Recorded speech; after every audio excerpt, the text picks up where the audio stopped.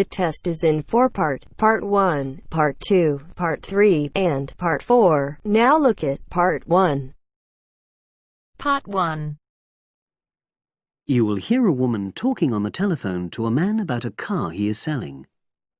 First, you have some time to look at questions 1 to 4.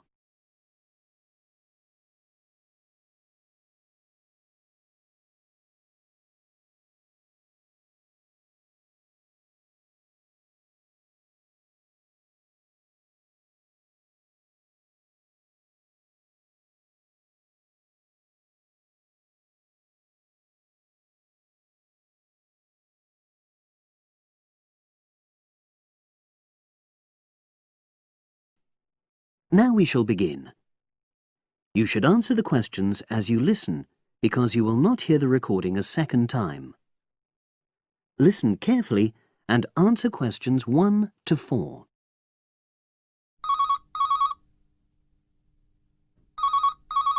Hello, Brian Park speaking.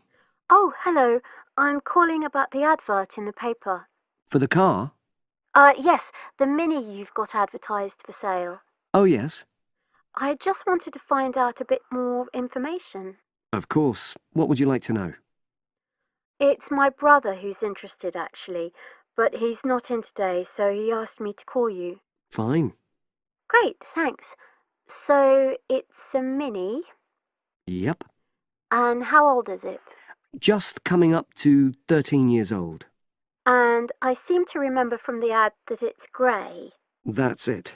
Doesn't show the dirt. Absolutely. Anyway, the colour shouldn't be a problem for Jeff. You know, the important thing is the quality. Yes, of course. And what about mileage? With it being pretty old, it's probably over 100,000? Actually, it's 40,000 less than that. 62,000 on the clock. Great! I remember now. I'm confusing it with another ad I was looking at. Right. Pleasant surprise then. Yeah. Have you been the only owner, or was there a previous one? I'm the second one. Before, it was owned by a teacher who was a very careful driver. Didn't have any accidents. Very good. And what about you? What do you tend to use it for? I haven't used it all that much, mostly for shopping. You know the sort of thing. So not much wear and tear. I'll make a note of that. I know Jeff wanted me to check that. Right. Before you hear the rest of the conversation, you have some time to look at questions 5 to 10.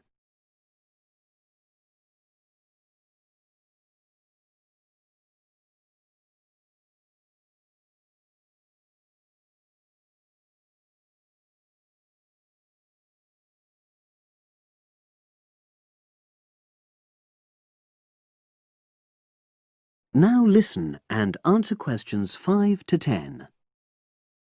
Now, about the price, I see you've got it down as £1,250. I'm not sure Jeff will be able to come up with that amount. In the ad, I did say 1,250 or nearest offer. So would you be prepared to go down to 1,000? That's really too low, I'm afraid. 1,100? I might be able to go to that. OK, I'll make a note of that. What about tax? Is it due soon? Got another 5 months before it's due. Oh, that's a real plus, yes. I'll make a note of that. OK. Now, you say it's in good condition. For its age, I'd say yes, definitely. It's just been serviced and there were no major problems. Major. I'd be able to show you the service report. The only thing is, you'd have to get a new tyre in the near future. Though it's still okay, you know. It's certainly absolutely safe at the moment. OK, fair enough. Yes, I understand. And the garage also mentioned that one headlight could probably do with replacing. They think there's a fault there, you know, intermittent. Well, we'd obviously look at all the documents, but that sounds very straightforward. Of course. I've got all the service documents up to date and you can look at those. Well, it all sounds pretty good, and I know my brother will be interested, so would it be possible for him to see the car? He's back from his trip tomorrow and away tonight, so How about tomorrow? Tomorrow? Wednesday? I'm afraid that's not possible. I'm out pretty much all day. Well, Thursday then? That'd be fine, yeah. In the morning? Yes, that'd suit me perfectly. Great. Now, you'll need my address. Oh, yes, of course. What is it? It's number 238, 238? London Road. Oh, that's easy enough. Yes, very straightforward. So I'll pass on these notes to Jeff, and he'll see you in a couple. That is the end of part 1. You now have half a minute to check your answers.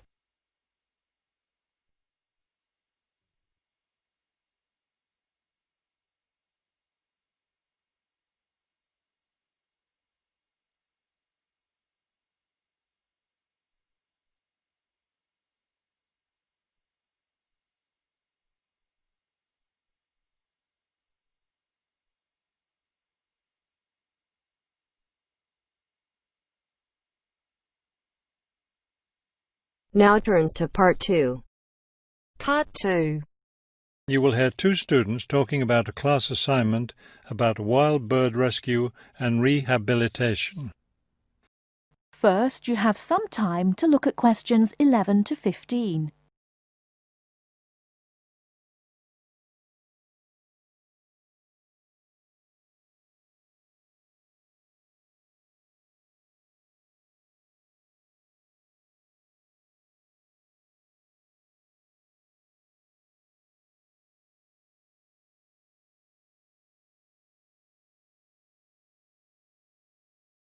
Now, listen carefully and answer questions 11 to 15.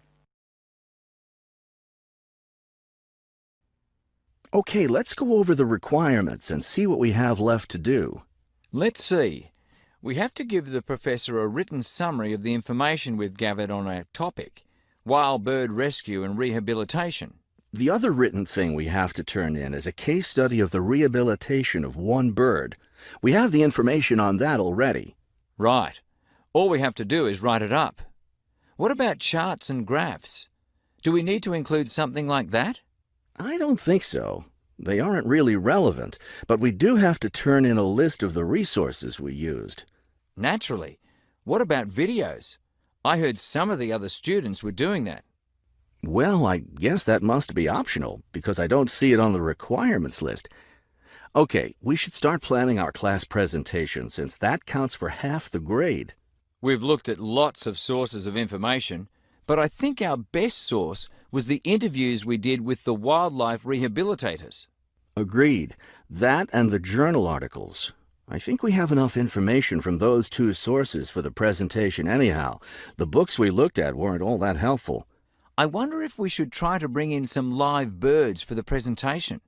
That would be too difficult, don't you think? But we have lots of photos of rehabilitated birds. We can show those. Before you hear the rest of the talk, you have some time to look at questions 16 to 20.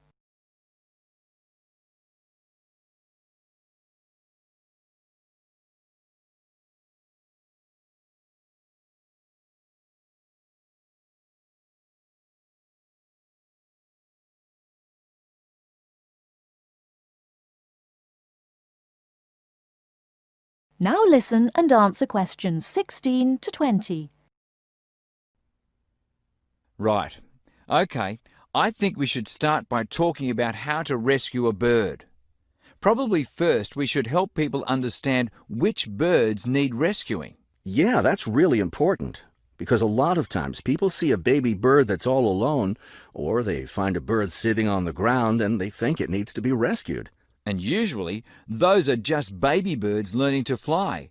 So we should emphasize that people should only attempt to rescue a bird that's clearly injured. For certain kinds of birds, the rescuer needs to wear protective gloves because some of those birds have sharp claws and can tear your shirt, or worse, injure your face or some other part of your body. Yes, that's an important point. Okay, next, let's tell people to put the injured bird in a box with good air circulation. We should let them know that a cage isn't necessary, and a bag, especially a plastic one, could hurt the bird more. Another thing we need to say is that the best way to help the bird stay calm is not by petting it or talking to it, but by leaving it completely alone. Then people should take the bird to the bird rescue center as soon as possible. Right. And we should also point out that when they're driving the bird to the rescue centre, it's better not to play music on the radio or talk loudly, because those things just stress the bird. Yes, it's better just to speak quietly while you have the bird in the car. Okay, we've got that part covered. Next, we should talk about what happens at the rescue center. That is the end of part 2. You now have half a minute to check your answers.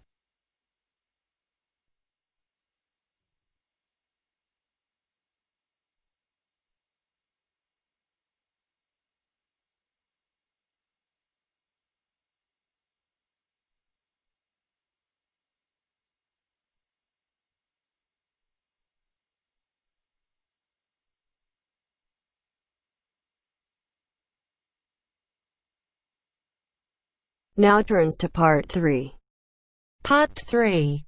You will hear a discussion between students Maria and Jack. In the first part of the discussion, they're talking about their opinions about some of the things in their universities.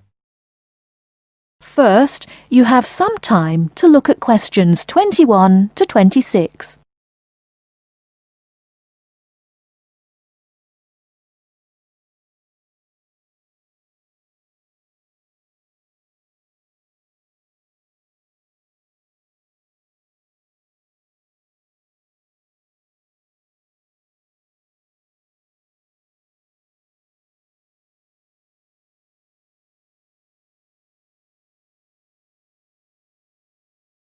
Now listen carefully and answer questions 21 to 26.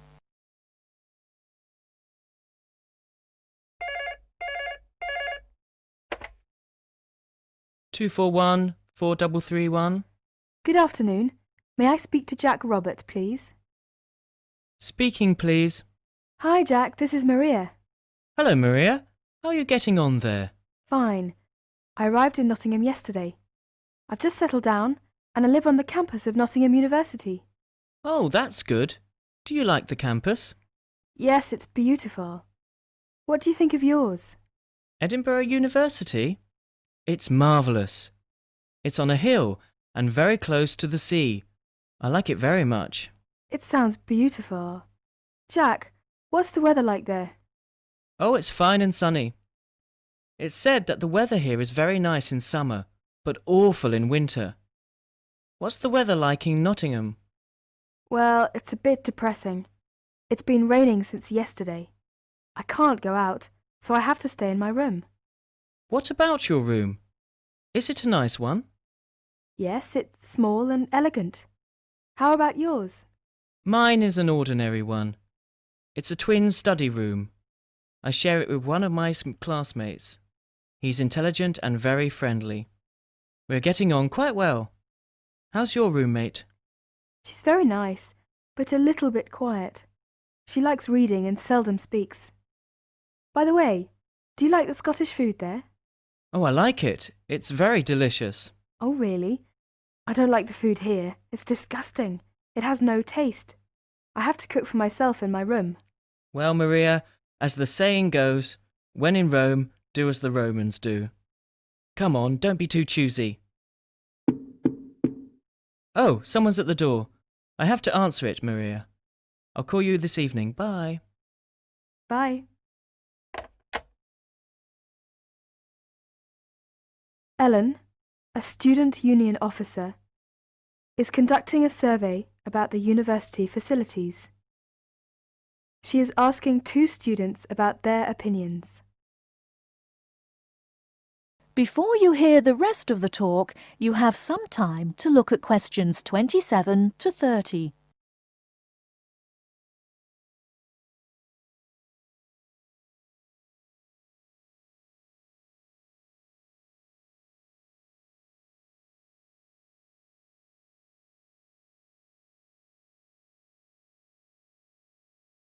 Now listen and answer questions 27 to 30. I'm Alan, and I work for the Student Union. Now, I'd like to hear your opinions about a few things in the university. We've asked for some volunteers to help us conduct this survey into how satisfied students are with the university facilities. First of all, let's take the lecture rooms.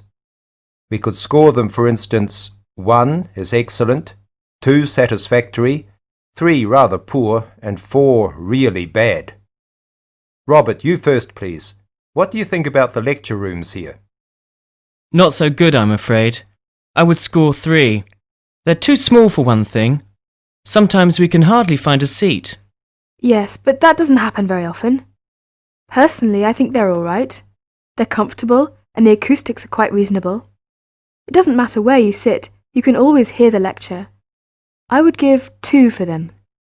How do you feel about the car parking facilities? Are they adequate? You must be joking! I can never find a car parking space when I need one, and when I finally do, it's a very long walk to the university's teaching building. I'd give it a 4. I'm afraid I also agree. We need more car parks urgently. This is perhaps one of the major shortcomings of this campus. It gets a 4 from me as well. I come to the university 20 minutes early just so I can drive around looking for a parking space.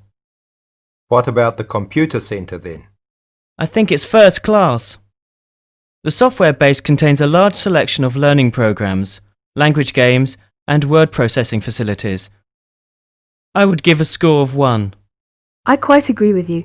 It's very modern and also under the supervision of qualified staff who can offer help to us while we work, should we need them. Oh, good. Well, what do you think of the library facilities? Let's say the periodical room first. Well, I've scored that 3.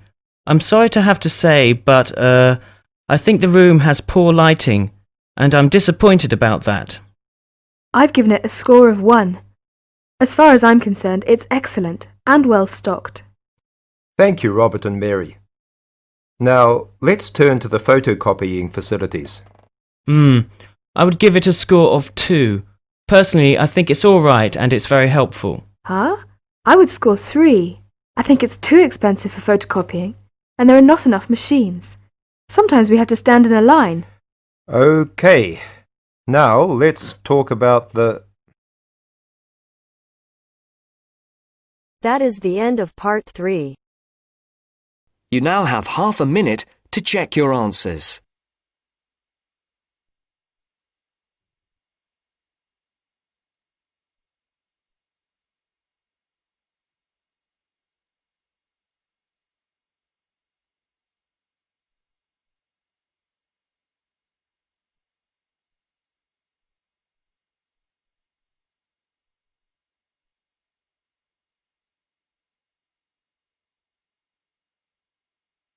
Now turns to part 4.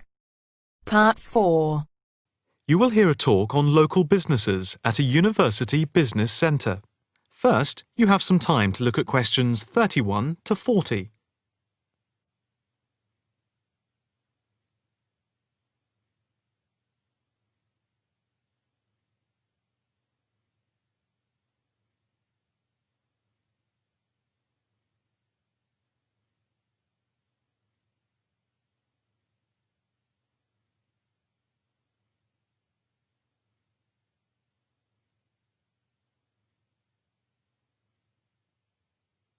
Now listen carefully and answer questions 31 to 40. The subject of this evening's talk at the North Bank Business Centre is local businesses in the area surrounding the university and the benefit they bring to the employment prospects of people in the local area, especially young people at the beginning of their career. We established the centre in response to approaches from several business people in the area who had wanted to start up new businesses, but who had not managed to find any help locally and did not know where to turn. Moreover, they had all, without exception, come up against enormous bureaucratic obstacles. We therefore invited them in as a group to meet the members of the department and the students. Stemming from that is the centre. which now focuses mainly but not exclusively on business startups.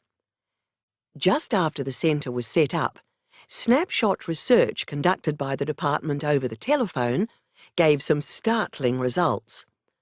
The information about local businesses revealed that 3 out of every 10 local business startups that we could collect information on had failed within the first 6 months, and another 5 had gone within the year, leaving only 2. The most common reasons given for the businesses closing were, first, high rents, which are 33% higher than the national average due to the area being very central.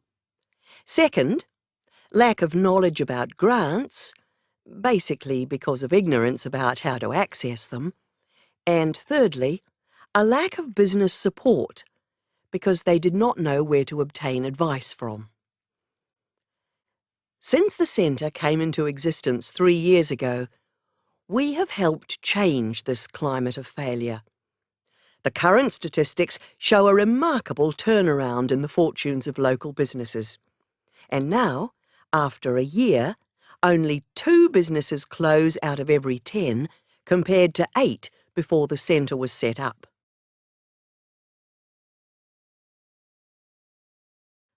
Six local businesses are now taking part in a work placement and monitoring scheme, which is of mutual benefit to ourselves and the companies involved.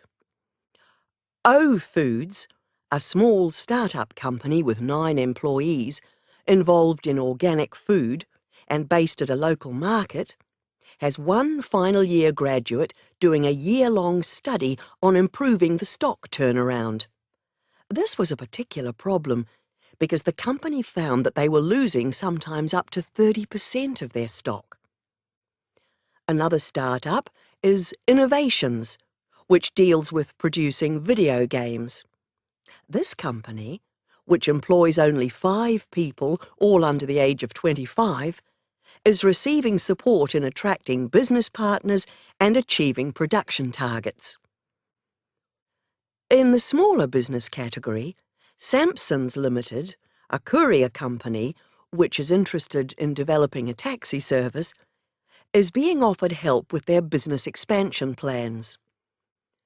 Another small niche company called Vintage Scooter, which specialises in revamping old scooters, is taking part in a product monitoring scheme, offering customer service up to a year after purchase to check the quality of their restoration. The first of the 2 medium-sized companies that the scheme is monitoring is Build Limited, which employs 47 people. A comparison of their products and services with other businesses in the area is being carried out by a researcher who is trying to support them in their efforts to extend the company's product range. The last company, Jones Systems, is perhaps the most interesting because it has been the victim of considerable personnel problems, which have been affecting the day-to-day operations of the company. And so, we are looking at conflict management and team building within the company. To sum up, advisors help the companies look at different business options and models, apply for grants, deal with employment issues, systems creation, and also provide accommodation at the centre to help them start up. E-mentoring for fledgling businesses is also in operation for those who find it difficult to attend the centre personally. The programme is funded by grants from local authorities. That is the end of part 4. You now have half a minute to check your answers.